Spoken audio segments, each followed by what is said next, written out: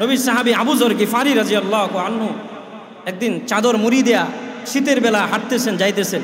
হযরত জিবরাইল নবীর সামনে বসা, নবীকে বলতেছেন, হ্যাঁ আল্লাহর নবী, ওই যে আপনার সাহাবী আবু যর গিফারি যা চাদর মুড়ি দিয়া। আল্লাহ নবী বলছেন, আমার সাহাবী আবু যরকে তুমি কিভাবে চিনো? জিবরাইল বলতেছে, শুধু আমি একা চিনি না, আপনার সাহাবী আবু যর গিফারিকে আমি জিবরাইল একা চিনি না, আল্লাহ তাআলার আসমানের সমস্ত ফেরেশতারা নাম সহ আপনার সাহাবী আবু যর গিফারিকে চিনে। নবী বলছেন, কেন, কি আমলের কারণে চিনে আমার আবু যর গিফারিকে? আল্লাহর নবীকে জিবরাইল বলছেন, দুই আমলের কারণে আপনার সাহাবী আবু যর গিফারিকে আমি চিনি, সমস্ত ফেরেশতারা চিনে। দুই আমলের মধ্যে এক নাম্বার আমল হলো, আপনি যেই দিন হাদিস বলছিলেন যে সূরাতুল ইখলাস 3 বার তিলাওয়াত করলে 1 খতম কোরআন তেলাওয়াতের সব আমল নামা জমা হয়। আপনি যেই দিন এই হাদিস বলছিলেন ওই দিন থেকে আপনার সাহাবী আবু যর গিফারি সূরা ইখলাস এত বেশি তেলাওয়াত করে, তার আমল নামার মধ্যে কত লক্ষ কোটি সূরা ইখলাস তেলাওয়াতের সব জমা আছে, এটা আল্লাহ ছাড়া আর আবু যর গিফারি ছাড়া আর কেউ জানে না। এটা হলো 1 নম্বর তার আমল। 2 নম্বর, সে নিজেকে ছোট মনে করে। সে মনে করে মদিনা আমার চেয়ে নিকৃষ্ট আর কেউ নাই, আমার চেয়ে ছোট আর কেউ নাই। সে নিজেকে এত ছোট মনে করে, নিজেকে ছোট মনে করার কারণে আসমানের সমস্ত ফেরেশতারা তার পরিচয় জানে। আমি আর আপনি যদি নিজেকে ছোট মনে করতে পারি, তাহলে আল্লাহ তাআলা আমাকে আপনাকে বড় বানায়া দিবেন। আবু যর গিফারিকে যেভাবে আল্লাহ তাআলা বড় বানায়া দিয়েছেন, আমি আর আপনি নিজেকে বড় মনে করব না ছোট মনে করব? তাহলে নিজের দিল থেকে বড়ত্ব বের করার জন্য আল্লাহর নবী ঔষধ দিয়েছেন, পরস্পরে বেশি বেশি সালামের আদান প্রদান করা। তাহলে গত সপ্তাহ যারা শুরু করছি না, আজকে থেকে ইনশাআল্লাহ মওত পর্যন্ত এই সালামের প্রচলন বেশি বেশি ঘটাবো ইনশাআল্লাহ। রাজি আছি ইনশাআল্লাহ? 2 নম্বর আমল, 2 নম্বর আমলটা বলেই শেষ করতেছি। 2 নম্বর আমল, রাসূল বলছেন, ইয়া আইয়ুহান নাস আফশুস সালাম ওয়া আতঈমুত তুআম। নবী সিরাত এটা, ওয়া আতঈমুত তুআম, ক্ষুধার্তকে খাবার খাওয়া, বস্ত্রহীন মানুষদেরকে বস্ত্র দেওয়া, বাসস্থান নাই বাসস্থানের ব্যবস্থা করো। তোমাকে আল্লাহ সামর্থ্য দান করছেন, যারা তোমার এলাকার নিকৃষ্ট গরিব, ওদেরকে খুঁজা খুঁজা রাত্রের গভীরে যেয়া খুঁজা বের করো কার ঘরে খাবার নাই, ক্ষুধার্তকে খাবারের ব্যবস্থা করো। আজকে আমরা ক্ষুধার্তকে খাবার খাওয়াই। তেলের মাথা তেল দেওয়ার মানুষের অভাব নাই, আতেল্যার মাথার তেল দেওয়ার লোক নাই। তেলের মানুষ যে বড়লোককে দাওয়াত খাওয়া, কোটিপতি আরেক কোটিপতিকে দাওয়াত খাওয়া, গরিব মিসকিন অসহায় অবস্থায় থাকে। বাবা মা মারা গেলে 3 দিনের দিনে অনুষ্ঠান করা বেদাত না? কি বলেন? নিজের আত্মীয় স্বজন মারা গেছে, 3 দিনের দিন প্রোগ্রাম করা কি বেদাত না শরীয়ত সম্মত? বেদাত। 3 দিনের প্রোগ্রাম করা বেদাত, হারাম। করবেন আপনারা? অতীতে যদি কইরা থাকেন তাহলে তওবা করেন। 3 দিনের দিন, অনির্দিষ্ট দিন বিয়ের অনুষ্ঠানের মতো আয়োজন করা হারাম, নিষিদ্ধ। এটা 40 করা, 40 দিনের প্রোগ্রাম করা হারাম, শরীয়ত সম্মত না। এগুলির দ্বারা সব হয় না, গুনাহ হয়, মাইয়াতকে আরো কষ্ট দেওয়া হয়, শাস্তি দেওয়া হয়। এগুলি আমার বিষয় না, বিষয়বস্তু আসবে পরে বলবো ইনশাল্লাহ, প্রাসঙ্গিক বললাম। এই জন্য গরিব মিসকিনকে, আপনার আত্মীয় মারা গেছে, গোপনে গরিব মিসকিনের বাড়িতে একটু গোপনে খাবার দিয়ে আসে, বিয়ের মতো আয়োজন করে ওই মাইয়াতকে কষ্ট দেওয়ার কোনো যৌক্তিকতা নাই। আজকে তো আমাদের সমাজে এটা হয় না। যদিও 3 দিনের প্রোগ্রাম করে, এই প্রোগ্রামের মধ্যে গরিব মিসকিন পাওয়া যায়? কি বলেন? গরিব মিসকিন থাকে? বিয়ের মতো আয়োজন করে খুঁজা 10টা গরিবও পাওয়া যাবে না। গরিবকে যদি দাওয়াত খাওয়া, তাহলে বড় লোক যারা খুব শাহী পোশাক পরিধান করে আসে, তাদের সাথে বসলে তাদের ইজ্জত নষ্ট হবে। এই জন্য গরিবদেরকে খাওয়ায় না। আসলে হুকুম ছিল গরিবকে খাওয়াও। গরিবকে খাওয়ানোর পরে তোমার দিলে যদি, গরিবের দিলে যদি প্রশান্তি আসে, আল্লাহর কাছে দোয়া করবে, আল্লাহ তাআলা ওই দোয়ার বিনিময়ে তোমার আব্বার কবরকে জান্নাতের বাগান বানায়। এই জন্য 2 নম্বর আমল, ওয়া আতঈমুত তুআম, ক্ষুধার্তকে খাবার খাওয়ানো। 2টা বললাম, পরস্পরে সালাম দেওয়া, ক্ষুধার্তকে খাবারের ব্যবস্থা করা। এই 2 আমল বললাম। ইনশাল্লাহ বাকি আগামী 2টা, সামনের 2টা আগামী জুমা বলবো। আল্লাহ তাআলা আমাদের সকলকে আমলের তৌফিক দান করুন। শেষ একটা আমল, নবী হাদিসের মধ্যে বলছেন, 5 ওয়াক্ত নামাজ তাকবীরুল্লাহ শহীদ 5 ওয়াক্ত নামাজ 40 দিন কেউ যদি বা জামাত তাকবীরুল্লাহ সহিত 5 ওয়াক্ত নামাজ আদায় করে, আল্লাহ তাআলা 2টা পুরস্কার দান করেন। 2টা পুরস্কার আপনারা নেবেন ইনশাআল্লাহ। 1 নম্বর, নবী বলছেন 1 নম্বর পুরস্কার হলো 40 দিন তাকবীরুল্লাহ সহিত 5 ওয়াক্ত নামাজ যে আদায় করবে, আল্লাহ তাআলা 40 দিন পাড়ি দেওয়ার পরে আসমান থেকে তার জন্য জাহান্নামের আগুন থেকে আল্লাহ তাআলা তাকে নিষ্কৃতি দানে আল্লাহ তাআলা ফরমান জারি করে দেন। তাকে জাহান্নাম থেকে মুক্তি দেওয়ার ফরমান জারি করা হয়। 2 নম্বর পুরস্কার, মুনাফিকের দফতর থেকে তার নামটা কেটে দেওয়া হয়। তাহলে 5 ওয়াক্ত নামাজ 40 দিন বা জামাত তাকবীরুল্লাহ সহিত আদায় করলে 2 পুরস্কার নেওয়া যাবে। জাহান্নাম থেকে মুক্তির পরোয়ানা নিতে রাজি আছি ইনশাআল্লাহ। আজকে থেকে 40 দিন কেউ যদি 5 ওয়াক্ত নামাজ বা জামাত তাকবীরুল্লাহ সহিত আদায় করে, তাহলে আমি দায়িত্বশীল হিসাবে আমার তরফ থেকে এই জায়গা দাঁড়ায়া দুনিয়ার একটা পুরস্কার আমি আমার হাতে দিব। আপনারা কে কে রাজি আছেন 40 দিন 5 ওয়াক্ত নামাজ বা জামাত আদায় করবেন ইনশাআল্লাহ? তাহলে আমি 2, 4, 5, 10 জন চাই যে 5 ওয়াক্ত নামাজ তাকবীরুল্লাহ সহিত 40 দিন আদায় করবো ইনশাআল্লাহ। আল্লাহ তাআলা আমাদের সকলকে এই গুরুত্বপূর্ণ আমল করে জাহান্নাম থেকে মুক্তির পরোয়ানা হাসিল করার তৌফিক দান করুন। রবিউল আউয়াল মাসে আমাদের নবী দুনিয়াতে আগমন করেছেন। আবার রবিউল আউয়াল মাসেই নবীর ইন্তেকাল হয়েছে। এই রবিউল আউয়াল মাস যখন আসে, তখন কিছু মানুষ জ্ঞানের অজ্ঞতার কারণে, জ্ঞান শূন্যতা অথবা জ্ঞান কম থাকার কারণে রবিউল আউয়াল মাসে বেদাতের মতো গুনায় লিপ্ত হয়। এই রবিউল আউয়াল মাস আমার আপনার জন্য ঐতিহাসিক একটা মাস। আমার আপনার নবী এই মাসে আগমন করছেন।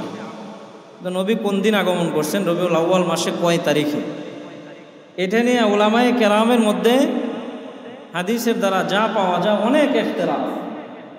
নবীর জন্ম তারিখ কয় তারিখে ছিল রবিউল আউয়াল মাসে? ঐতিহাসিকবিদ কেউ কেউ লেখছেন 2 তারিখে নবীর জন্ম ছিল, রবিউল আউয়াল মাসে 2 তারিখ। আবার কোনো কোনো রেওয়ায়াতে আছে 8 তারিখ, 10 তারিখ, 12 তারিখ, 17 তারিখ। আবার কেউ কেউ বলছেন রমজানুল মুবারকের 2 তারিখে নবীর জন্ম হয়েছে। এটা আবার বাতিল হয়ে গেছে। বিভিন্ন রেওয়ায়াত আছে, ইখতিলাফ আছে।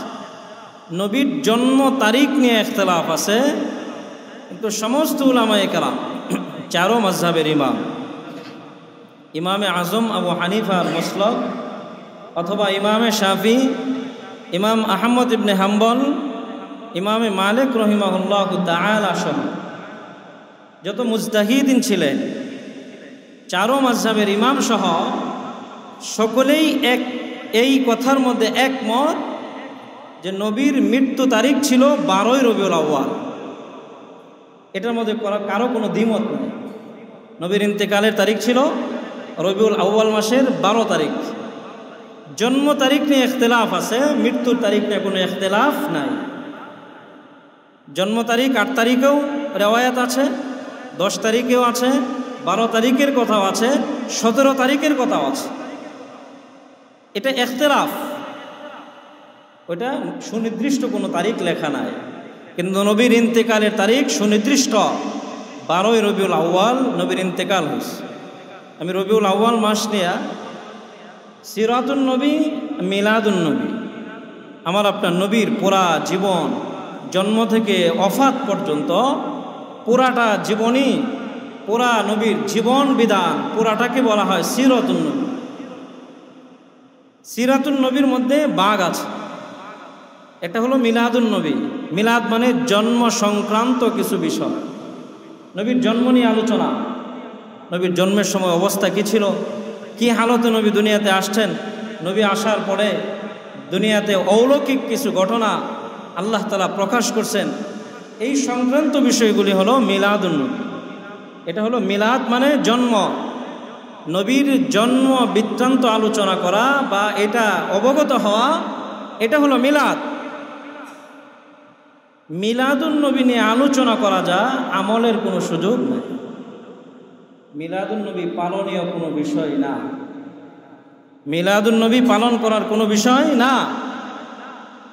নবীর মিলাদ থেকে শুরু করে 40 বছর বয়স, নবী যেই দিন নবী হন নাই, নবুয়ত প্রাপ্তি হয় নাই, ওই 40 বছর বয়স পর্যন্ত পুরা 40 বছরের হায়াত উম্মতের জন্য পালনীয় কোনো বিষয় নেই। 40 বছর পাড়ি দেওয়ার পরে যেই দিন নবী হলেন, কোরআনের আয়াত নবীর উপর নাজিল হতে শুরু করলো। ইকরা বিস্মি রব্বিকাল্লাযী খালাক, প্রথম আয়াত যেদিন নাজিল হলো, ওই দিন নবী আনুষ্ঠানিকভাবে আল্লাহ তাআলা শেষ নবী হিসাবে নবীকে ঘোষণা করছেন। ওই দিন থেকে নবীর যে 23 বছরের জিন্দেগি, 13 বছর হলো মক্কি জিন্দেগি। নবী হওয়ার পরে 13 বছর অবস্থান করছেন কোথায়? মক্কা। এটাকে বলে মক্কি জিন্দেগি। নবী হিজরত করার পরে 10 বছর অবস্থান করছেন মদিনা। এই 10 বছরের জিন্দেগির নাম হলো মাদানী জিন্দেগি। মক্কি জিন্দেগি, মাদানী জিন্দেগি, 23 বছরের জিন্দেগি, এটা হলো উম্মতের জন্য আলোচ্য বিষয়, আমলের বিষয়। কোনো উম্মত যদি এই 23 বছরের জিন্দেগি নবী যেগুলি বলে গেছেন, আমল করে দেখায় গেছেন, এই 23 বছরের জিন্দেগির কোনো একটা অংশ কোনো উম্মত যদি তার জীবন থেকে পরিত্যাগ করে, অস্বীকার করে, তাহলে তার ঈমান থাকবে না, সে কাফের হয়ে যাবে। এবং নবী 23 বছরের হায়াতের মধ্যে বলছেন, জন্মদিবস পালন করা মুসলমানের জন্য হারাম। এটা ইহুদি খ্রিস্টানদের কৃষ্টি কালচার। জন্মদিন পালন করা হারাম, মৃত্যু বার্ষিকী পালন করা হারাম। খ্রিস্টানরা এগুলি করে। খ্রিস্টানরা ঈসা নবীর জন্মদিবস পালন করে। এটা খ্রিস্টানদের ধর্মে আছে। আমার আপনার নবীর ধর্ম, এই ইসলাম ধর্মের মধ্যে নবী হারাম করে গেছেন, জন্মদিবস পালন করতে পারবে না। আজকে ইহুদি খ্রিস্টানদের কৃষ্টি কালচার আমার আপনার জিন্দিগির মধ্যে এমনভাবে ঢুকছে, নিজের সন্তান, কলিজার টুকরা, আদরের সন্তান, ছোটবেলা থেকে নিজের সন্তানকে আমরা ইহুদি খ্রিস্টানদের কৃষ্টি কালচার শিক্ষা দেয়া অভ্যস্ত করে তাদের দিমাগকে নষ্ট করে দিই। যখন এই ছেলে মেয়েগুলি বড় হয়, তখন তার দিমাগের মধ্যে আমার আপনার নবীর মহাব্বত ঢুকে না, ইহুদি খ্রিস্টানদের কৃষ্টি কালচারের প্রতি ওই রকম মহাব্বত ঢুকে যে ওইটা তার জীবন থেকে সরাইতে পারে না। জন্মদিবস পালন করা হারাম, কেউ করবেন না। এটা আপনি জন্মদিবস পালন করার জন্য, নিজের ছেলে মেয়ের জন্মদিবস পালন করার জন্য 1000, 2000, 5000, 10,000 টাকা দিয়া কয়েক পাউন্ড একটা কেক নিয়ে আসলেন, ওই কেক দিয়া জন্মদিবস পালন করলেন, আপনি পুরাটা টাকা হারাম কাজে খরচ করলেন। আল্লাহ তাআলা ময়দানে মাহশরে জিজ্ঞাসা করবেন, বান্দা, সম্পদের মালিক তুমি ছিলা? আমি তো টাকার মালিক ছিলাম। আমার দেওয়া নেয়ামত সঠিক পথে খরচ করো নাই, হারাম পথে খরচ করছো। টাকার মালিক কি আমি আর আপনি? ধন দৌলতের মালিক আমি আর আপনি? পুরা কায়নাতের সব কিছুর মালিক তো আল্লাহ। টাকা দেওয়ার মালিক আল্লাহ, মুহূর্তের মধ্যে ছিনায়া ফকির বানায়া দেওয়ার মালিকও আল্লাহ। আল্লাহ টাকা দিয়ে মানুষের ঈমান পরীক্ষা করে, ক্ষমতা দেয়া মানুষের ঈমান পরীক্ষা করে। ক্ষমতার চেয়ারে বসা, তোমার চেয়ারে বসায় দিলাম, যদি ওই চেয়ারে আমানত রক্ষা না করে, আল্লাহ তাআলা ওই চেয়ার থেকে অপমান অপদস্থ করে টাইনা ছেষ্টায়া নামায়, শুধু নামায় না, তাকে জুতা পিটায়া করে অপমানিত করে। তাহলে চেয়ারের মালিক কে? আল্লাহ। ইজ্জতের মালিক আল্লাহ, টাকা পয়সার মালিক আল্লাহ, সুস্থতার মালিক আল্লাহ, সমস্ত নিয়ামতের মালিক কে? আল্লাহ। আমরা যদি নিয়ামতের নাশুকরিয়া করি, আল্লাহ তাআলা বলছেন, বান্দা, তোমাকে যেরকম মহাব্বত করে নিয়ামত দান করি, তুমি নিয়ামতের নাশুকরিয়া করবা, আমি আল্লাহ কিন্তু ইনসাফ, আমি জুলুম করব না। তুমি তোমার কাজ করবা, আমি শুধু প্রতিদান পাঠাবো। নিয়ামতের নাশুকরিয়া করবা, নিয়ামতটা ছিনায় নিয়ে আসবো না। নিয়ামত ছিনায় নিয়ে আসার পরে আমার আযাব দেয়া তোমাকে জমিনে নিষ্পেষিত করে দেব, ধ্বংস করে দেব। এই জন্য আল্লাহ কোরআনের মধ্যে বলছেন, লা ইন শাকারতুম লা আযীদান্নাকুম ওয়া লা ইন কাফারতুম ইন্না আযাবি লাশাদীদ। বলছেন, বান্দা সাবধান, লা ইন শাকারতুম লা আযীদান্নাকুম, তোমাকে নিয়ামত দান করলাম, তুমি নিয়ামতের শুকর আদায় করো। লা আযীদান্নাকুম, লামে তাকিদ, আরবি গ্রামারে লামে তাকিদ, লা আজিদান্নাকুম, নিয়ামতের শুকর আদায় করবা, লা আজিদান্নাকুম, আমি মালিক যেরকম বড় ওরকম আমার প্রখর ক্ষমতার হাত দিয়া তোমাকে আমি বেহিসাব নিয়ামত আরো বাড়ায়া দেব। আর নিয়ামতের না শুকরিয়া করবা, আল্লাহ আয়াতের শেষ অংশ বলছেন, ইন্না আযাবি লাশাদীদ, নিশ্চয়ই আমি শাস্তি দানে অত্যন্ত কঠিন। আমার শাস্তি যদি তোমাকে গ্রেফতার করে, দুনিয়ার কোনো মানুষ তোমাকে আমার শাস্তি থেকে আর রক্ষা করতে পারে। মুহূর্তের মধ্যে আল্লাহ ধ্বংস করে দেয়। আল্লাহ তাআলা ধ্বংস করলে দুনিয়ার সমস্ত মানুষ তাকায় দেখে, ওই ধ্বংসের থেকে তাকে ফেরানোর ক্ষমতা কেউ রাখে। এজন্য আল্লাহ তাআলা আমাকে আপনাকে বড় কয়েকটা নিয়ামত দান করছেন। এর মধ্যে একটা নিয়ামত, এই রবিউল আউয়াল মাসে আল্লাহ তাআলা আমাকে আপনার হেদায়েতের জন্য, জান্নাতের রাহনুমাই করার জন্য, জান্নাতের পথ প্রদর্শন করার জন্য আল্লাহ তাআলা যাকে ভালোবাসেন, আল্লাহ তাআলার বাইতুল্লাহ, আল্লাহর আরশে আজিম, সব কিছুর চাইতে, পুরা কায়নাতের চাইতে সবচেয়ে বেশি যাকে ভালোবাসেন, আল্লাহর কাছে যারে রাখছেন, সেই আমার আপনার নবী, আখিরি নবী মুহাম্মদুর রাসূলুল্লাহ সাল্লাল্লাহু আলাইহি ওয়াসাল্লামকে দুনিয়াতে পাঠাইছেন। কেন? শুধু আল্লাহ বলা মানুষগুলিকে আল্লাহ তাআলার পরিচয় দেওয়ার জন্য। নবীর অন্য কোনো কাজ ছিল? নবী আল্লাহ বলা মানুষ, যারা আল্লাহকে ভুলে গেছে, আইয়ামে জাহিলিয়াতের মানুষগুলি আল্লাহকে ভুলে গেছে। এজন্য নিজের কন্যা সন্তান হলে মনে করতো এটা অপবাদ, নিজের কন্যা সন্তানকে জীবিত দাফন করে দিচ্ছে। মদ পান করা ওদের নেশা, শুধু নেশা না, যার ঘরে বেশি মদ থাকতো সেই সবচেয়ে মক্কার মধ্যে দামি মানুষ ছিল। এরকম খারাপ কৃষ্টি কালচার তাদের জীবনকে বিনষ্ট করে একেবারে ধ্বংস করে দিছিল। ওই বর্বর একটা জাতিকে সভ্য জাতিতে রূপান্তরিত করার জন্য আল্লাহ তাআলা নিজের সবচেয়ে মাহবুব পেয়ারা মানুষ, আল্লাহ তাআলার পছন্দের মানুষ, বিশ্ব কায়নাতের দূত মুহাম্মদে আরবি সাল্লাল্লাহু আলাইহি ওয়াসাল্লামকে ওই জামানা পাঠাইছিল। নবী এত কষ্ট করছে, নবীর কষ্টের কোনো শেষ নাই। শুধু এক তায়েববাসীদের কাছে দাওয়াত দিতে গেছেন, আল্লাহর নবীকে এত কষ্ট দিছে, নবীর শরীর মোবারক থেকে রক্ত জড়াইছে। নবী এত কষ্ট করছেন আমার আপনার জন্য, যেন আখিরে কিয়ামত পর্যন্ত আমার প্রত্যেকটা উম্মত যেন আল্লাহওয়ালা হয়ে যা, আমার আদর্শ মেনে প্রত্যেকটা মুসলমান যেন বিনা হিসেবে জান্নাতের উপযুক্ত মানুষ হয়ে যায়। আমি আর আপনি হিসাব দিয়ে জান্নাতে যেতে পারবো?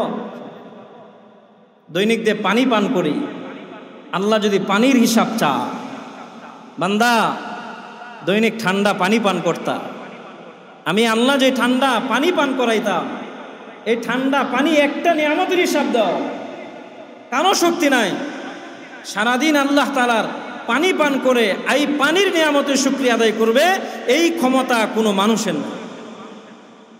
এটা তো একটা নিয়ামত, এছাড়া বহু নিয়ামত আমি আর আপনি ভোগ করতেছি না। এই জন্য আল্লাহ চ্যালেঞ্জ করে বলছেন, ওয়া ইন তাউদ্দু নি'মাতাল্লাহি লা তুহসুহা ইন্নাল ইনসানা লাযলুমুন কাফফার। বান্দা কুফরি করে বেশি, আমি নিয়ামত দান করি, বান্দা নিয়ামতের শুকর আদায়কারী বান্দার অভাব। এই জন্য রবিউল আউয়াল মাসে আল্লাহ তাআলা আমার আপনার নবীকে দুনিয়াতে পাঠাইছিলেন। আবার এই মাসেই নবীর ওফাত হয়েছে। নবীর ইন্তেকালের তারিখও রবিউল আউয়াল মাসের 12 তারিখ, নবীর জন্মও রবিউল আউয়াল মাসে। জন্ম তারিখ নিয়ে মতবিরোধ আছে, ইখতিলাফাত আছে। এজন্য নবীর জন্ম দিবস পালনের নামে যারা এই সমাজে বিশৃঙ্খলা করে, জুসনে জুলুসে ঈদে মিলাদুন নবী পালন করে, মুসলমানের ঈদ আল্লাহ নবী বলছেন দুইটা, কয়টা? যারা বলে বড় ঈদ ঈদে মিলাদুন নবী, এটা তাদের মুখের কথা, এটা বেদাত, শরীয়ত গর্হিত কাজ।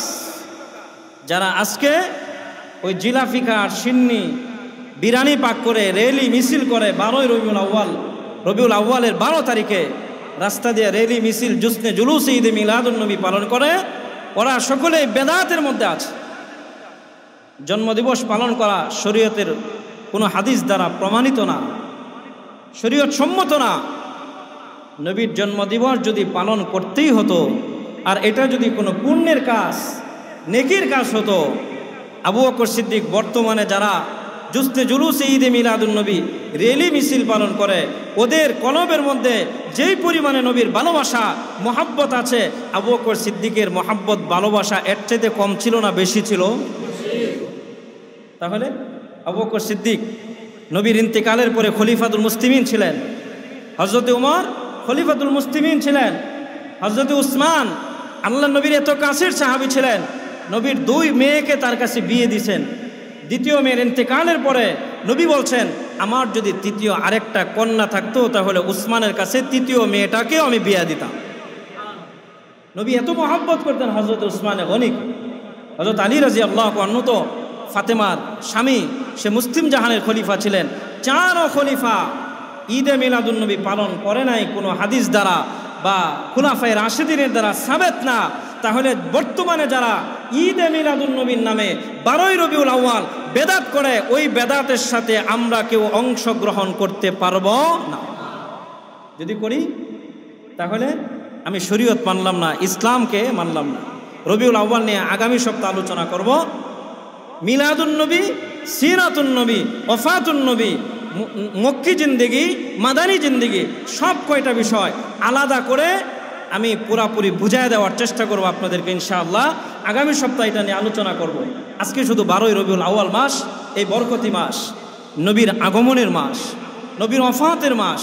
নবী আলাইহিস সালাতু ওয়াস সালাম এই জমিনে আসছিলেন আমাকে আপনাকে শুধু এই বর্বর শরীয়ত গর্হিত কাজ, গুনাহের কাছ থেকে মুক্ত করে আমাকে আপনাকে কিভাবে আল্লাহ ওয়ালা বানানো যা, আল্লাহ তাআলার সাথে মারেফত হাসিল করায়া আমাকে আপনাকে জান্নাতের উপযুক্ত বানানো যা, সারা জীবন নবী এই একটা চেষ্টা করছে, উম্মতের পিছনে মেহনত করছে। আর কোন নবীর কাজ ছিল? নবীর মৌলিক কাজ ছিল 4টা। আল্লাহ কোরআনের মধ্যে বলছেন, সূরা বাকারার মধ্যে আছে, রব্বানা ওয়াবআথ ফীহিম রাসূলা ইয়াতলু আলাইহিম আয়াতিহি ওয়া ইউযাক্কিহিম ওয়া ইউআল্লিমুহুমুল কিতাবা ওয়াল হিকমাহ। 1 নম্বর নবীর কাজ ছিল, নবী জমিনে এসে বর্বর যুগের মানুষগুলিকে আল্লাহর সাথে পরিচয় করিয়ে দেওয়ার জন্য নবীকে আল্লাহ 1 নম্বর দায়িত্ব দান করছিলেন। নবীর কর্তব্য ছিল নবী ওই আল্লাহ বলা মানুষগুলির সামনে কোরআনে কারিমের তেলাওয়াত তাদেরকে শোনাইতেন। আল্লাহ যে হেদায়েতের বাণী নবীকে দেয়া পাঠাইছিলেন, আল্লাহ বলা মানুষগুলিকে আল্লাহ ওয়ালা বানানোর জন্য, রব্বানা ওয়াবআথ ফীহিম রাসূলা ইয়াতলু আলাইহিম আয়াতি, আল্লাহর কোরআনের আয়াতের তেলাওয়াত তাদেরকে শোনাইতেন। আর নবীর তেলাওয়াতের মধ্যে এত মাধুর্যতা ছিল, এত নূর ছিল, এত আকর্ষণ ছিল। নবীর তেলাওয়াত শুনে হাজার হাজার মানুষ শুধু নবীর জবানের তেলাওয়াত শুনে দলে দলে মুসলমান হয়ে গেছে। নবীর এই তেলাওয়াত শুনতে আমরা রাজি আছি না? ইনশাআল্লাহ আমাদের সকলের নেওয়াত আছে না যে আমরা নবীর জবানে তেলাওয়াত শুনবো? বুখারী হাদিসের মধ্যে আছে, নবীর জবানের তেলাওয়াত আল্লাহ শোনাবেন তাদেরকে যারা নবীর আদর্শ মেনে নিজেকে জান্নাতের উপযুক্ত বানাবে। জান্নাতি মানুষ যারা হবে, আল্লাহ তাআলা সমস্ত জান্নাতি মানুষদেরকে জান্নাতে দেওয়ার পরে আল্লাহ তাআলা বিশেষ একটা প্রোগ্রামের আয়োজন করবেন। ওই প্রোগ্রামের প্রধান অতিথি থাকবেন আমার আপনার নবী মুহাম্মদুর রাসূলুল্লাহ সাল্লাল্লাহু আলাইহি ওয়াসাল্লাম। সমস্ত আম্বিয়া কেরাম থাকবে বিশেষ অতিথি। আর এই যুগের নবীর ওয়ারিসিন উলামায়ে কেরাম যারা, তারা থাকবে সাধারণ বক্তা। তারা থাকবে সাধারণ বক্তা। উলামায়ে কেরামের সম্মান কম না, অনেক অনেক বেশি। আপনি দিল থেকে উলামায়ে কেরামকে সম্মান করেন বা না করেন, যার সিনার মধ্যে আল্লাহ কোরআন দিয়ে দিছে, যার দিমাগের মধ্যে ঐশী বাণী, নবীর আদর্শ, কোরআনের তাফসীর, কোরআনের মাসালাগুলি আত্মস্থ করার মতো যোগ্যতা দিয়ে যাকে আলেম বানায় দিছে, আল্লাহ তাআলা তাকে দুনিয়া আখিরাতে শ্রেষ্ঠত্ব এমনিতেই দান করে দিছে। তাদেরকে আর চোখে দেখে নিজের জীবনকে নষ্ট করা ছাড়া আর কোনো রাস্তা নেই। এই জন্য উলামায়ে কেরামকে সম্মান করা, ইমামকে সম্মান করা, মুয়াজ্জিনকে সম্মান করা। মুয়াজ্জিনের গর্দান তো থাকবে হাসরের ময়দানে সকলের ঊর্ধ্বে। আর ইমাম তো ইমামই, ইমাম তো নেতা, ইমাম তো সামনেই থাকবে ময়দানে মাশরে। আল্লাহ তাআলা বিশেষ একটা প্রোগ্রামের আয়োজন করবেন। ফেরেশতারা ঘোষণা করবে সমস্ত জান্নাতীদের মধ্যে অমুক দিন অমুক তারিখে বিশেষ একটা প্রোগ্রাম। ওই প্রোগ্রামের সভাপতি স্বয়ং আহকামুল হাকিমিন আল্লাহ তাআলা। প্রধান অতিথি আমার আপনার নবী মুহাম্মদুর রাসূলুল্লাহ সাল্লাল্লাহু আলাইহি ওয়াসাল্লাম। আর বিশেষ অতিথি আদম নবী থেকে ঈসা নবী পর্যন্ত সমস্ত আম্বিয়া কেরাম। আর সাধারণ বক্তা থাকবে আবু বকর সিদ্দিক থেকে শুরু করে কিয়ামতের শেষ পর্যন্ত হক্কানি উলামায়ে কেরাম যারা থাকবে। নবীকে হক্কানি উলামায়ে কেরামরা ইস্তিকবাল দিয়ে ফুলের মালা দিয়ে ওই জান্নাতের ওই মঞ্চে নবীকে সবাই মিলে নিয়ে যাবে। সমস্ত উলামায়ে কেরামের জন্য আলাদা করে চেয়ার থাকবে ওই মঞ্চে। আল্লাহ তাআলা ওই দিন নবীকে বলবেন, আমার হাবিব আপনি আজকে প্রধান অতিথি, জান্নাতি মানুষদের সময় আজকে নষ্ট করব না। ওরা অনেক চেষ্টা মুজাহাদা করে জান্নাতের নাজ নিয়ামত বুক করার জন্য আজকে জান্নাতে আসছে, ওদের সময় বেশি নষ্ট না করে ওদেরকে ছেড়ে দেয়। মৌলিক কিছু কথা বলে, বিশেষ কিছু কথা যেগুলো না বললেই না, বলে ওদেরকে জান্নাতে পাঠায় দেয়, ওরা জান্নাতের নিয়ামত বুক করুক। আজকে আপনাকে বক্তব্য দেওয়ার সুযোগ দেব না, আপনি চুপ থাকবেন। আল্লাহ নিজে বলবেন। সমস্ত নবীরা তো পরের কথা, নবীকেই কথা বলার সুযোগ ওই দিন আল্লাহ দিবে না। আল্লাহ তাআলা ৭০,০০০ পর্দার বেষ্টনী দিয়া সভাপতির চেয়ার গ্রহণ করবেন, আসন গ্রহণ করবেন। আসন গ্রহণ করে জান্নাতি মানুষদের সামনে আল্লাহ তাআলা ঘোষণা করবেন, ও জান্নাতি মানুষ, তোমাদেরকে আমি যেইগুলি নিয়ামত দান করব, আমি প্রতিশ্রুতি দিয়েছিলাম, আজকে সমস্ত প্রতিশ্রুতি বাস্তবায়ন করছি কিনা তোমরা বলো। সমস্ত জান্নাতি মানুষগুলি বলবে, আল্লাহ তুমি যেই সকল নিয়ামত দান করবা বলছিলা দুনিয়াতে থাকা অবস্থা আমরা জানতে পারছিলাম, আজকে এর চাইতেও আরো বেশি নিয়ামত তুমি আমাদেরকে দান করছো। আল্লাহ বারবার বলবেন, বলো আমার কাছে আজকের দিনে তোমাদের আরো কিছু চাওয়ার আছে কিনা। জান্নাতি মানুষটা নিয়ামত পায়া বইলা যাবে, আসল নিয়ামতের কথা আল্লাহ বারবার বলবেন, জিজ্ঞাসা করবেন, বলো আজকের দিনে আরো কিছু চাওয়ার আছে কিনা তোমাদের আমার কাছে। বলবে, না আল্লাহ আর কিছু চাওয়ার নাই। বারবার যখন বলতে থাকবে, নবী তো আমার আপনার নবী তো আল্লাহর সাথে বসা, নবী চোখ দেয়া পানি জড়তে থাকবে আর নবী কাঁদতে থাকবে। নবীর দিকে তাকায় আল্লাহ তাআলা দেখবেন সবাই তো বসা চুপচাপ, কিন্তু আমার ভালোবাসার মানুষটার চোখ দেয়া পানি পড়ে। আমার মাহবুব, আমার হাবিব আজকেও এই জায়গা বসে কাঁদে, কারণটা কি? আল্লাহ তো জানেন কেন কাঁদে। আল্লাহ বলবেন, হাবিব কাঁদেন কেন? আল্লাহ তাআলাকে আমার আপনার নবী বলবেন, আল্লাহ আমার উম্মত জান্নাতি মানুষগুলি আপনার যত নিয়ামত পাইছে, নিয়ামত পায়া আসল নিয়ামতের কথা আজকে ভুলে গেছে। তারা তো আপনার কাছে চাইতেছে না। যদি আজকে না চা তাহলে ওই নিয়ামত থেকে তারা বঞ্চিত থাকবে। বড় নিয়ামত, জান্নাতের সবচেয়ে বড় নিয়ামত কোনটা বলেন? জান্নাতের সবচেয়ে বড় নিয়ামত আল্লাহ দেখা, আল্লাহর দিদার, আল্লাহর চেহারা দেখা। জান্নাতি মানুষ সব নিয়ামত পায়, আল্লাহর দেখা এটা যে বড় নিয়ামত ভুলে যাবে। নবী কাঁদতে থাকবে। আল্লাহ নবী আল্লাহকে বলবেন, আমাকে একটু পারমিশন দেন, আমার উম্মত তো এগুলি ভুলে গেছে, আমার উম্মতরা ভুলে গেছে, আমি একটু স্মরণ করায় দেই। আল্লাহ তাআলা বলবেন, না আপনি চুপচাপ বসেন, আপনার আর কথা বলার আজকে পারমিশন নাই। আপনার পক্ষ হয়ে আপনার উম্মতদেরকে স্মরণ করিয়ে দেওয়ার জন্য আমি দায়িত্বভার অর্পণ করলাম। আবু বকর সিদ্দিক থেকে শুরু করে কিয়ামত পর্যন্ত আপনার উম্মতের মধ্যে যারা উলামায়ে কেরাম, যারা তাদেরকে জান্নাতি মানুষদেরকে জান্নাতের পথে পথ প্রদর্শন করত, বয়ানের মাধ্যমে জান্নাত জাহান্নাম আলোচনা করে শোনাইতো, আজকে উলামায়ে কেরামকেই দায়িত্ব দিলাম। তাদেরকে বলেন তারা যেন তাদের ভাইদেরকে আসল নিয়ামতের কথা স্মরণ করায়া দেয়। আল্লাহ নবী ডাক দিবেন, আবু বকর দাঁড়াও, তাড়াতাড়ি দাঁড়াও, বলো। আবু বকর সিদ্দিক থেকে শুরু করে উলামায়ে কেরাম দাঁড়াবেন। আবু বকর সিদ্দিক নেতৃত্ব দিবেন ওই দিন। দাঁড়ায়া বলবেন, আল্লাহকে বলো দুনিয়াতে থাকা অবস্থা তোমাকে দেখতে পারি নাই, কবরে আয়সা দেখার সুযোগ হয় নাই, হাসরের ময়দানে দেখতে পারি নাই, আসছি তোমার বাড়িতে, তোমাকে দেখতে পারতেছি না, তুমি আমাদের মাসুক, আমরা হলাম তোমার আশেক। আশেক যদি মাসুককে না পা, সমস্ত নিয়ামত পাওয়ার পরেও কোনো নিয়ামতের মূল্য আছে? বিয়ে করলো, গড়ে গেল, বাসুর ঘরে বউ নাই, ওই বাসুর ঘরে কোনো মূল্য আছে? জামাই বিয়ে করতে গেছে, বউ আনতে পারে নাই, জামাইয়ের কোনো মূল্য আছে বরযাত্রী নিয়ে? আল্লাহ তাআলা আমার আপনার মাসুক, আমি আর আপনি আল্লাহর আশেক। আল্লাহ তাআলা আবু বকর সিদ্দিক দাঁড়ায়া, উলামায়ে কেরাম দাঁড়ায়া, সাধারণ উলামায়ে কেরাম যখন বলবে, তখন জান্নাতি মানুষগুলি এক বাক্যে আল্লাহ কি বলবেন, আল্লাহ আমরা ভুলে গেছিলাম, আসরে উলামায়ে কেরাম আমাদেরকে সঠিক পথ প্রদর্শন করত।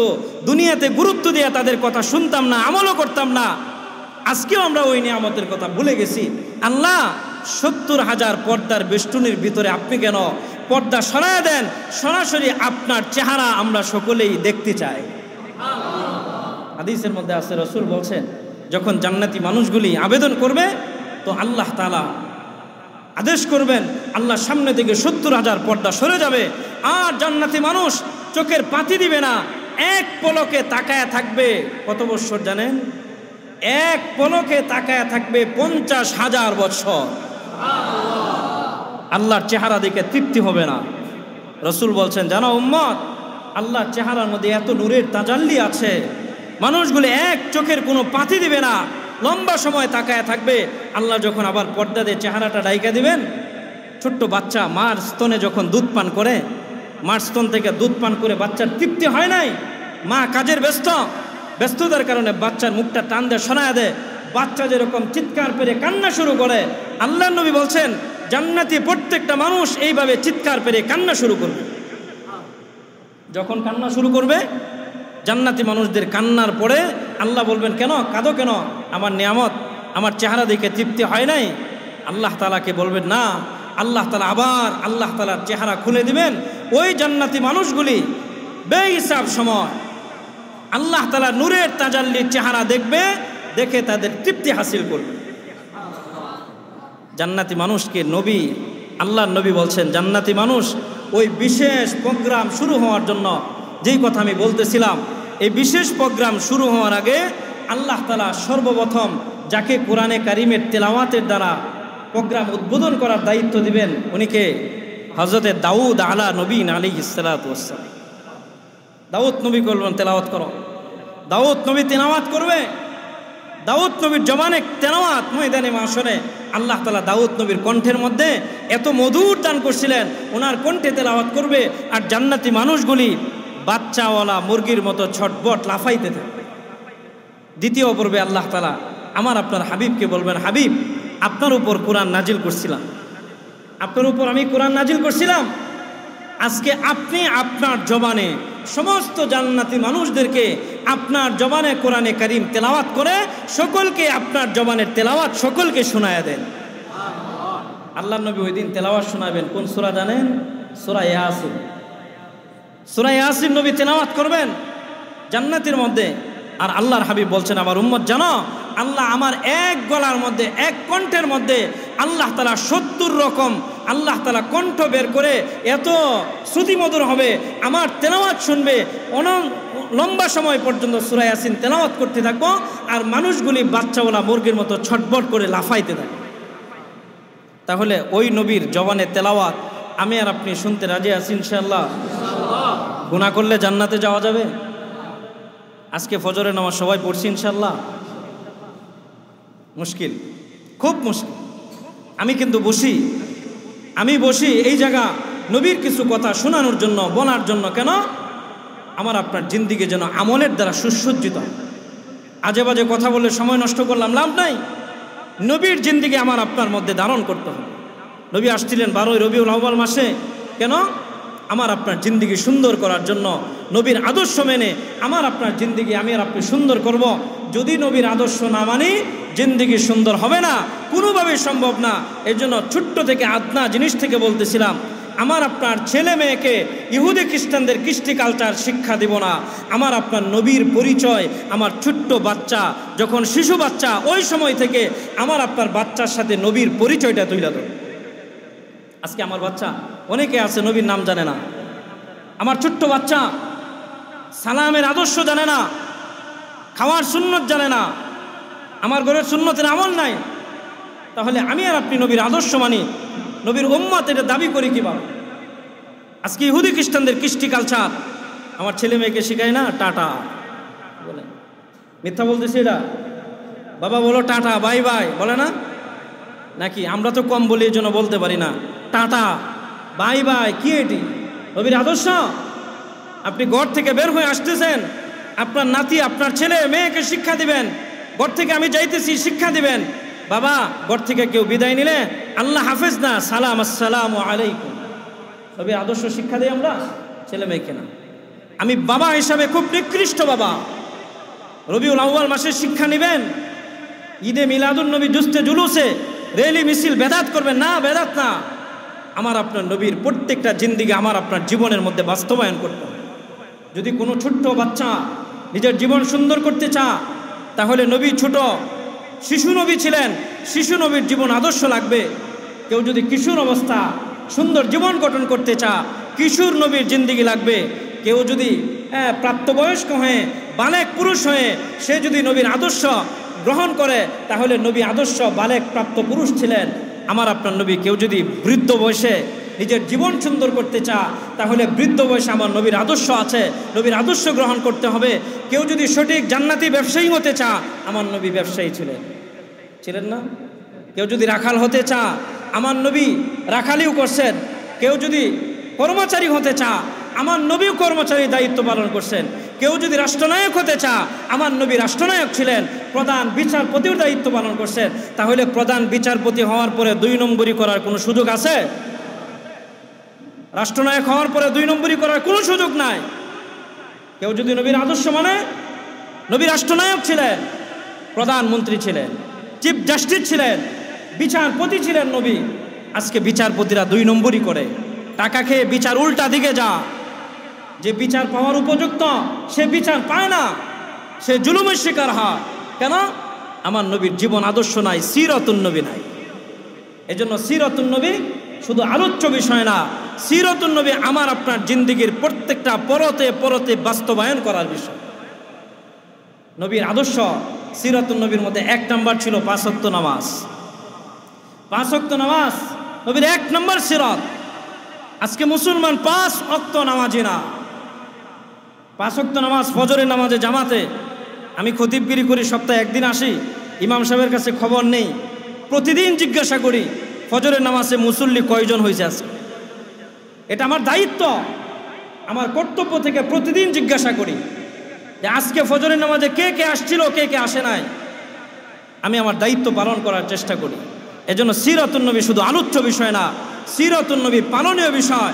আমি রাত্রির বেলা ঘুমায় থাকবো, 5 ওয়াক্ত নামাজ পড়বো না, ফজরের নামাজ বা জামাত আদায় করবো না, তাহলে আমি নবীর আদর্শ সিরত মানি না, আমি নবীর হাকিক উম্মত না। এজন্য আমি সিরাতুন নবী নিয়ে আলোচনা করতেছিলাম। গত সপ্তাহে আমি 4টা বিষয় বলবো। এই 4টা বিষয় আজকে শেষ করে আগামী সপ্তাহ থেকে ইনশাল্লাহ মিলাদুন নবী, সিরাতুন নবী বিস্তারিত আলোচনা করার চেষ্টা করব। নবীর জীবনী নিয়ে আলোচনা করা সারা জীবন আলোচনা করলেও শেষ হবার মতো না। এই জন্য গত সপ্তাহ বলতেছিলাম নবীর একটা সিরত, নবীর আদর্শ। নবী বলছেন আমার এই আদর্শ মানো, তোমার মৃত্যুর সময় আল্লাহ ঈমান নসিব করবে, তুমি হাসতে হাসতে ইন্তেকাল করবা, তুমি মারা যাবা, আল্লাহ তাআলা তোমার জন্য জান্নাতের দরজা খুলে রাখবে, তুমি বিনা হিসাবে আল্লাহ তাআলার জান্নাতে প্রবেশ করবে। এজন্য 1 নম্বর আমল বলছিলাম, ইয়া আইয়ুহান নাস আফশুস সালাম, পরস্পরের সালামের আদান প্রদান করো, একে অপরকে সালাম দাও। অশুদ্ধ সালাম না, শুদ্ধ সালাম। আসসালামু আলাইকুম ওয়া রাহমাতুল্লাহ, আসসালামু আলাইকুম ওয়া রাহমাতুল্লাহি ওয়া বারাকাতুহু। শুদ্ধ করে সালাম, সালামের উত্তরও শুদ্ধ করে দাও। জীবনে আমল অনেক বেশি দরকার নাই, সুন্নত তরিকা একটা আমল করো, এক আমল তোমাকে টাইনা সুদা জান্নাত পর্যন্ত পৌঁছায়। এজন্য নবী বলছেন আমার আখিরি জামানা একটা সুন্নত যদি কেউ আঁকড়ে ধরে মওত পর্যন্ত, আমার একটা সুন্নতি যদি সে বাস্তবায়ন করে, তাহলে 100 গলা কাটা শহীদের সমান সব তার আমল নামা আল্লাহ তাআলা নিজে দান করবে। এজন্য আমি আর আপনি এই সুন্নত গত সপ্তাহ দাওয়াত দিছিলাম, আপনারা দাওয়াত কি শুরু করছেন ইনশাআল্লাহ? ঘরে সালামের আমল শুরু হয়েছে ইনশাআল্লাহ। নিজের স্ত্রীকে সালাম দেবেন, নিজের ছেলে মেয়েকে সালাম দেবেন, শুদ্ধ করে সালাম শিখবেন। আসসালামু আলাইকুম ওয়া রাহমাতুল্লাহি ওয়া বারাকাতুহু। অশুদ্ধ সালাম না, আসসালামু আলাইকুম না, আসসালামু মিমের পেশ ভালো করে উচ্চারণ করতে। হারদুইর হযরত মাওলানা শাহ আশরাফ আলী নওয়াল্লাহু কুমার কদাহু, ওনার শেষ খলিফা মাওলানা আবরুল হক সাহেব রহমতুল্লাহ আলাইহি, ওনার সোহবত এখতিয়ার করার সুযোগ আল্লাহ তাআলা আমাকে দান করছিলেন। উনি একবার এক বয়ান করছিলেন, শুধু এই আসসালামু মিমের পেশ ভালো করে উচ্চারণ করা, আরেকটা হলো আলহামদু, আলহামদু শব্দের দাল পেশ দু, এটা ভালো করে উচ্চারণ করা। এই দুই বিষয়ের উপর ওনার তাফসীর করছিলেন 40 মিনিট। এজন্য সালামের পেশ ভালো করে উচ্চারণ করা, আসসালামু আলাইকুম ওয়া রাহমাতুল্লাহ। আমার সাথে একবার বলেন, আসসালামু আলাইকুম ওয়া রাহমাতুল্লাহি ওয়া বারাকাতুহু। সালামের উত্তর ওয়া আলাইকুমুস সালাম ওয়া রাহমাতুল্লাহি ওয়া বারাকাতুহু। আজকে থেকে শুদ্ধ করে সালামের আমল করবো ইনশাআল্লাহ। নিজের ছেলে মেয়েকে টাটা শেখাবো, বাই বাই শেখাবো, এগুলি বেদাত, শরীয়ত গর্হিত কাজ। টাটা না, ইহুদি খ্রিস্টানদের কৃষ্টি কালচার। আমার ছেলেকে শেখাবো সালাম। বাবা, নতুন কেউ আসলেই বাড়িতে ঘরে প্রবেশ করলে প্রথমেই দিবা সালাম। ঘর থেকে বের হয়ে বিদায় নেওয়ার সময় বলবা সালাম। প্রথম কথা সালাম, শেষ কথা সালাম। মন থাকবে ইনশাআল্লাহ। এই জন্য সালামের আমল করব। সালামের আমল করার দ্বারা নিজের দিল থেকে রিয়া দূর হবে, তাকাব্বুরি দূর হবে, হিংসা দূর হবে, বরত্ব দূর হবে। আল্লাহর নবী বলছেন যে সালামের অভ্যস্ত হয়, বেশি বেশি সালাম দেয়, এই এক সালামের আমলের বিনিময়ে সে নিজেকে ছোট মনে করতে শিখে, তার ভিতর থেকে বরত্ব চলে যায়। এখন তো মনে হয় আমি বড়, আমার চাইতে আর বড় কেউ নাই, কিন্তু আমি ছোট, আমার চাইতে ছোট আর কেউ নাই। যদি জাহান্নামে কেউ যা, তাহলে ফরিদপুর এলাকা থেকে মনে হয় আমি একজন মানুষ জাহান্নাম। সাহাবীরা মনে করতেন এটা। এজন্য আল্লাহর নবীর সাহাবী, আল্লাহ তাআলা নবী বলছেন, কেউ নিজেকে ছোট মনে করলে আল্লাহ তাআলা তাকে বড় বানায় দেয়, আল্লাহ তার ইজ্জত বানায় দেয়।